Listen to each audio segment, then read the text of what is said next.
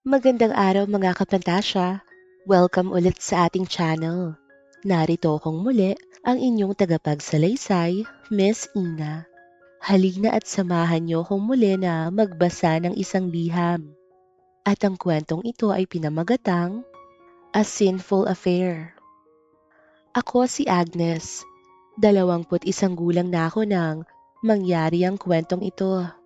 Kasalukuyang nakatira rito sa maliit naming isla ng San Pablo. Mahirap ang buhay dito kaya kailangan namin kumayod ng kumayod. Pangingisda ang pangunahing hanap buhay rito dahil napapaligiran kami ng dagat. Dito sa isla ay mayroong maliit na komunidad. Kakaunti lamang ang tao rito dahil na rin sa mahirap ang buhay rito at walang paaralan. Ngunit mayroon kami ritong maliit na simbahan.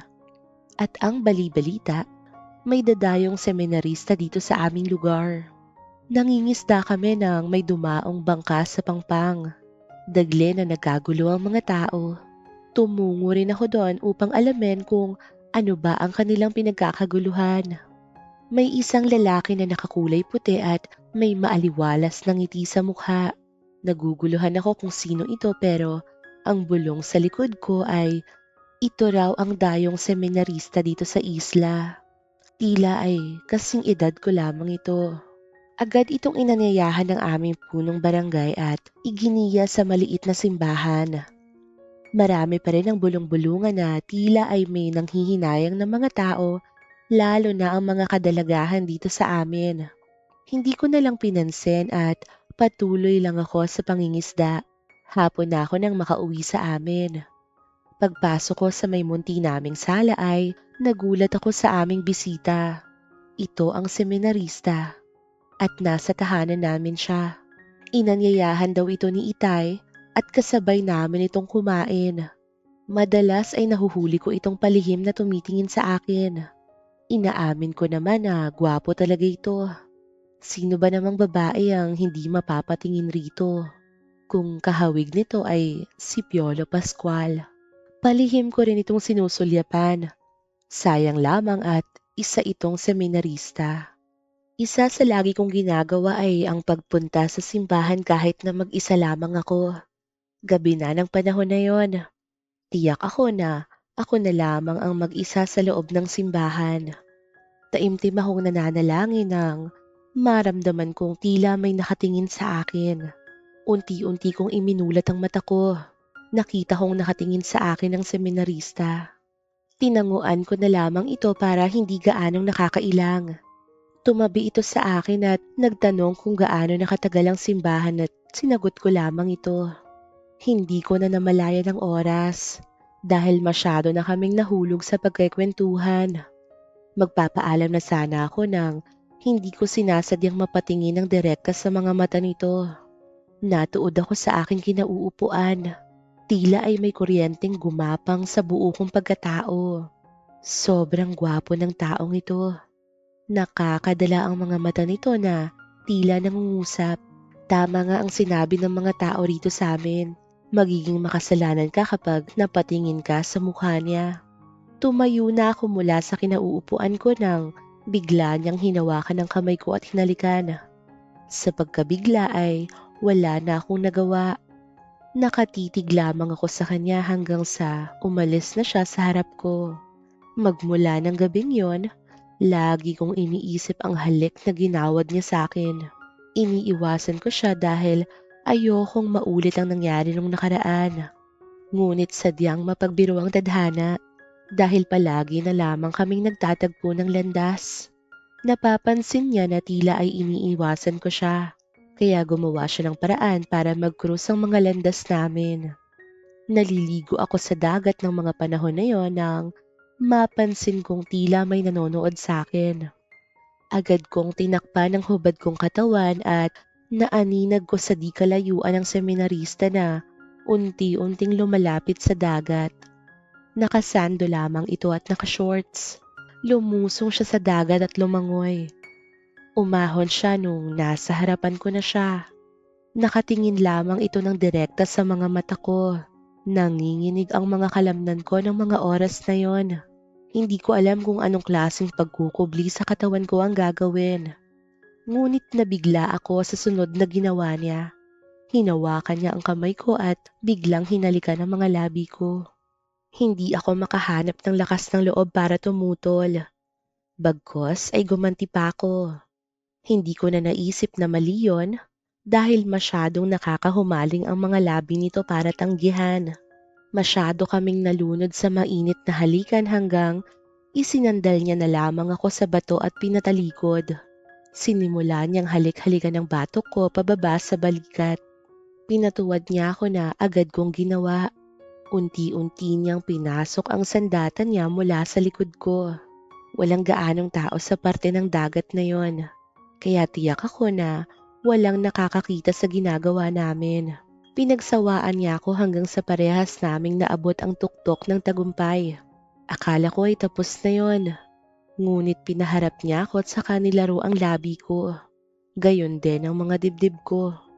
Binuhat niya ako at pinaupo sa bato. Binuka niya ang dalawang hita ko at sinunggaban niya ang pagkababae ko. Hindi ko mabilang kung ilang beses kong naabot ang langit. Natapos ang mga sandaling iyon na pareho naming naabot ang kaligayahan. Hindi ko malimutan kung paano niya ako napaligaya. Sobrang galing nito. Tila ay sanay na sanay ito. Simula nung araw na yon, ay lagi na lamang may nangyayari sa amin. Pag sumasapit na ang gabi ay lumulusot ako sa bintana ng aming bahay upang kitain ito. Madalas na may nangyayari sa amin sa loob ng simbahan. Sa lamesa kung saan minsan isinasagawa ang misa, sa loob ng kwarto, sa banyo, at sa upuan na pangsimba. Alam kong mali ang ginagawa namin. Alam ko na rin kasi sa mga panahon na yon ay isinusuka na rin kami ng Panginoon. Ngunit hindi namin kayang tanggihan ang tukso. Bagkus ay nagpapalamon pa kami rito. Itinago namin ang relasyon dahil bawal ito kaya't palihim lamang ang pagkikita namin tuwing sasapit ang hating gabi. 12:00 na ng gabi ng mga oras na yon kaya't lumabas na ako ng aming bahay upang kitain siya. Ang usapan namin ay sa kanyang kwarto kami magkikita. Alam kong wala ng tao ng mga panahon na yon kaya nagmadali akong pumunta sa simbahan. Naroon siya at agad ako nitong sinalubong at hinalikan. Pupunta na sana kami sa kwarto ngunit naantala kami ng may marinig kaming yabag. Kaya agad siyang kumilos para pumasok kaming dalawa sa kumpisalan. Kahit paano ay maluwag naman sa loob nito kaya't nagkasya kaming dalawa. Hinalikan niya ako na may halong panggigigil. Hinubad niya ang damit, gayon din ang mga panloob ko.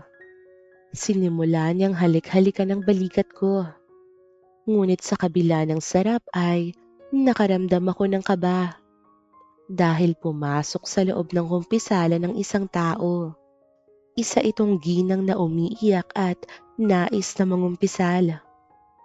Kinakausap niya ito dahil wala ang kura at kami ang nandun. Habang nasa loob ko ang pag-aari niya. Hanggat maaari ay pinipigilan ko ang sarili kong mapaungol. Dahil baka mahalata kami ng ginang. Umiiyak ito habang humihingi ng payo. Sumasagot naman siya habang walang humpay na binabayo niya ako. Sa sobrang sarap ay hindi ko na malaya na napaungol ako. Napatigil kaming dalawa sa ginagawa namin. Nagulat rin ang ginang ngunit ipinagsawalang bahala niya ito. Nawala ang kaba ko nang maramdaman kong tuluyan ng umalis ang ginang. Dinala niya ako sa kwarto para doon ituloy ang ginagawa namin. Pinaluhod niya ako sa harapan niya na masuyo ko namang inabot ang kanyang naninigas at pawisan na sandata. Dahan-dahan kong ipinasok yon sa bibig ko. Noong una ay hindi ko magawang isagad dahil bukod sa mahaba ito ay mataba rin. Ngunit sa katagalan ay unti-unti nang nasanay ang bibig ko kaya't binilisan ko na ang paglabas-masok nito sa bibig ko hanggang sa matapos siya. Masaya kami sa lihim naming relasyon. Ngunit katulad ng lagi nilang sinasabi, walang lihim na hindi mabubunyag. Nang minsang magkita kami ng seminarista sa loob ng simbahan at nang may mangyari sa amin, ay mayroong nakahuli sa kalaswaang ginagawa namin. At dahil rito, nagalit ang buong barangay. Itinakwil nila kami at tinawag na malas. Nais ko pa sanang manirahan sa isla kasama siya, ngunit hindi ito pinahintulutan ng buong komunidad. Sinabi nilang makasalanan kami dahil binaboy namin ang buong simbahan at tinawag din nilang salot ang seminarista na nooy naging asawa ko na. Upang makaiwas sa eskandalo, ay nagpakalayo kami. Lumipat kami ng ibang isla kung saan walang nakakakilala sa amin. Ngayon ay matatanda na kami. Ngunit nakatanim pa rin sa isipan ng dati kong isla ang kasalanang nagawa namin. Tila ay isa itong tradisyon na ipinamana sa kanilang mga anak. Ito rin ang dahilan kung bakit hindi na kami muling nakabalik sa isla. Kahit na mayroon na kaming mga anak, nang mabuntis ako ay agad ako nitong pinakasalan. Marami ang tumutol noon, ngunit pinaglaban niya ang aming pagmamahalan. Kahit kapalit noon, ay ang pagsumpa at pagkamuhi sa amin ng mga taga-isla. Ito ang aking kwento. Maraming salamat, Kapantasya. Lubos na gumagalang, Agnes.